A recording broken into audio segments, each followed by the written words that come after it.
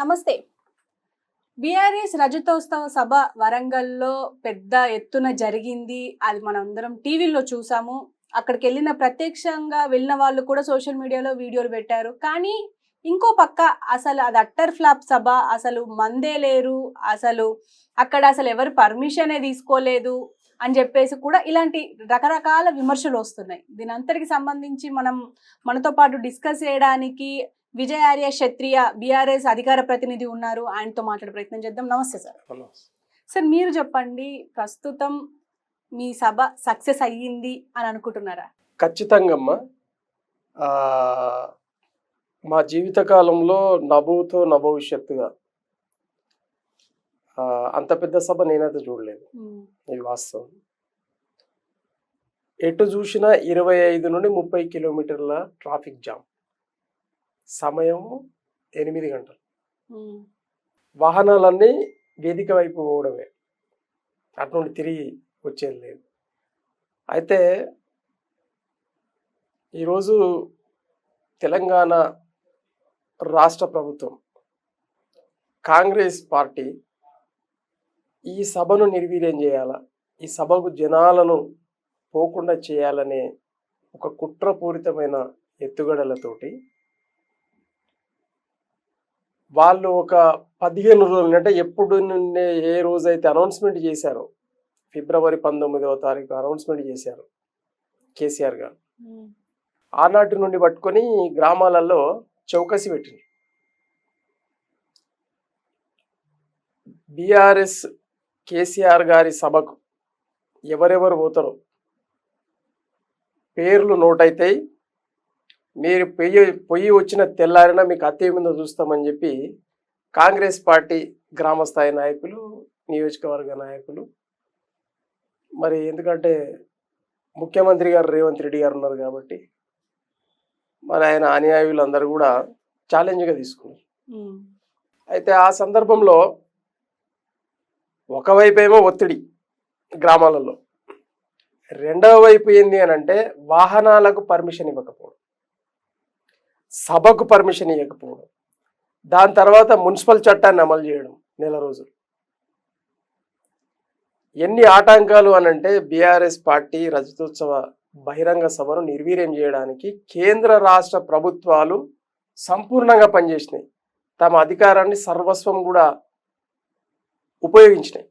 అంటే ఇన్ని అడ్డంకులు ఉన్నాయి. ఒక పక్క చూసాము, పెహల్గామ్ బైసన్వేల్లో ఉగ్రదాడి జరిగింది అని చెప్పేసి దేశం అంతా అటువైపు చూస్తుంది. ఈ టైంలో ఈ రజతోత్సవ సభ పెట్టడం అవసరమా అని చెప్పేసి కూడా విమర్శలు వచ్చాయి. దీని గురించి మీరేమంటారు?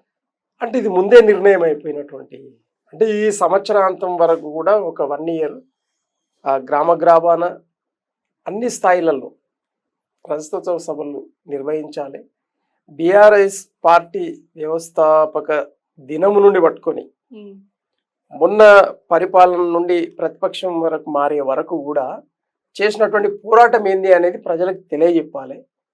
పార్టీ ఎందుకు ఏర్పాటైంది, పార్టీకి ఉన్నటువంటి అస్తిత్వం ఏంది, మూలాలు ఏంది, తర్వాత పరిపాలన ప్రజలు ఇచ్చిన తర్వాత 9.5 సంవత్సరాలలో ఎలాంటి పరిపాలనను మనం అందించినాం ప్రజలకు, వాళ్ళకి తెలియజెప్పాలి. కాబట్టి సమయం సరిపోదు కాబట్టి సంవత్సరాంతం కూడా ఈ ఏప్రిల్ 27 నుండి వచ్చే 2027 ఏప్రిల్ వరకు కూడా ఇది సంపూర్ణంగా నిర్వహించాలనే సంకల్పంతో అది ముందే ప్రిపేర్డ్, ముందే అనౌన్స్ చేసినటువంటి సభ అది. ఎట్లా దాన్ని ఇప్పుడు పెహల్గామ్ అంటే మొన్న జరిగింది రీసెంట్లీ, అది ఎప్పుడు మరి 2 నెలల క్రితమే అది అనౌన్స్మెంట్ చేసినాం, దాన్ని ఎట్లా ఆపుతాం?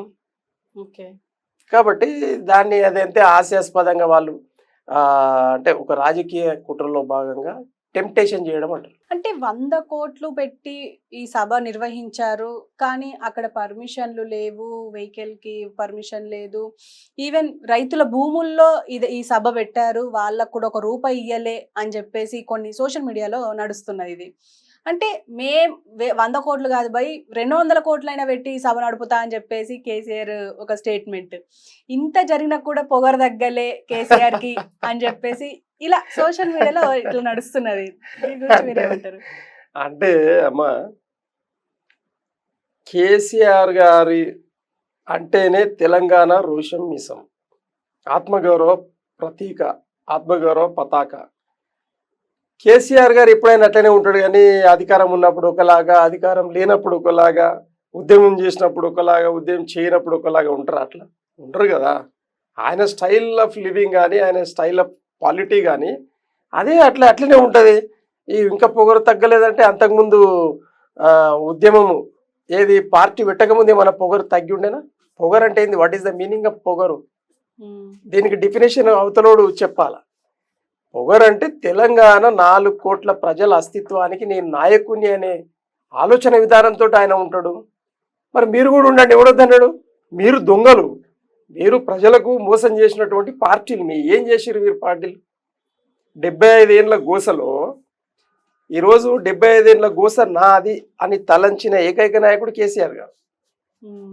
మరి ఆయన ఫీలింగ్స్ అట్లనే ఉంటాయి కదా. నేను గెలిచిన ఇప్పుడు మీరు ఉన్నారమ్మా, మీరు ఒక ఎవరెస్ట్ శిఖరాన్ని ఎక్కాలనుకుంటారు, లేదేదో మీ లక్ష్యం ఉంటుంది. మీ లోపల ఎంకరేజ్మెంట్ అంతే ఎత్తులో ఉంటుందా, ఏమన్నా తగ్గిపోతుందా? కాదు కదా. ఆయన జీవిత లక్ష్యం ఏంది? తెలంగాణకు స్వరాష్ట్రాన్ని సాధించి పెట్టాలి, సాధించి పెట్టిన తెలంగాణను నేనే బాగుపరచాలి, బంగారు తెలంగాణ మార్చిన తర్వాత నా జీవితాన్ని అంతం చేసుకోవాలని నేను అనుకుంటా. ఆయన అది మంచి ఆలోచన కదా, తప్పేం కాదు కదా. ఒక తెలంగాణ నిజాయితీ నిబద్ధత కలిగిన బిడ్డగా ఆయన దాన్ని అడాప్ట్ చేసుకొని ఆ విధంగా ఉండడం కూడా మీరు చూసి ఓర్వజాల లేక ఆ విధమైనటువంటి మాటలు మాట్లాడడం తప్పిస్తే కేసీఆర్ గారి దగ్గర అలాంటిది ఏం లేదు కదా. ఆయన విద్యార్థి దశలో కూడా రోషంతో ఉన్నాడు, అవునా? తర్వాత నాయకుడుగా ఏ పార్టీలో ఉన్నా కూడా, కాంగ్రెస్ పార్టీలో ఉన్నా, అంటే ఆయన ప్రయాణం మొదలుపెట్టిన మధ్యలో తెలుగుదేశం పార్టీలో ఉన్నా, తర్వాత సొంత పార్టీ తెలంగాణ ప్రజల కోసం పెట్టినా కూడా అది ఆయన పార్టీ అని ఎప్పుడు అనుకోడు. ఇది తెలంగాణ ప్రజలకు నేను ఇచ్చినటువంటి ఒక అంకిత భావంతో ఇచ్చినటువంటి పార్టీ అనుకుంటాడే కానీ గ్రాటిట్యూడ్ పార్టీ అనుకుంటాడు. నా తరపున నేను ప్రజలకి ఏం చేసిన, పే బ్యాక్ టు సొసైటీ అనే కాన్సెప్ట్ ఉంటుంది. ప్రతి వ్యక్తి ఏం చేయాలి ప్రజలకు, మనం సంపూర్ణంగా అన్ని విషయాలలో ముందుండి నడిపిస్తున్నాడు కదా. మీరు ఓ రోజాలక మీరు ఏమైనా వెనకలను మోచేతి నీళ్ళు దాక్కుంటా, ఇతర పార్టీలు ఢిల్లీ పార్టీలో మోచేతి నీళ్ళు దాక్కుండా మీరు మాట్లాడితే మాకు నగొస్తుంది. కాబట్టి కేసీఆర్ గారు అట్టనే ఉంటారండి, పొగరుతో ఉంటాడు. ఇంకా పొగరు వస్తుంది. ఇప్పుడు డబల్ పొగరుతో ఉంటాం మేము. ఎందుకు? మీరు చూడండి, ఒక వారం నుండి రేవంత్ రెడ్డి గారికి నిద్రలేదు, దీన్ని ఎట్లా ఖతం చేయాలి. అందులోనే ఆ క్వశ్చన్ వచ్చింది, ఏంది? పెహల్గావ్ తీసుకొని తెచ్చిపెట్టారు. మరి మా నాయకులు ఏం చేసిండ్రు? పెహల్గావ్లో జరిగినటువంటి ఏదైతే మరి ఆతంకవాదుల హత్య ఉదంతం ఉందో దానికి మొట్టమొదటిగా మేము సమర్పించుకున్నాం, అమరులకు శ్రద్ధాంజలి సమర్పించుకున్నాం. ప్రజలకు పెహల్గావ్లో చనిపోయినటువంటి భారత పౌరులందరూ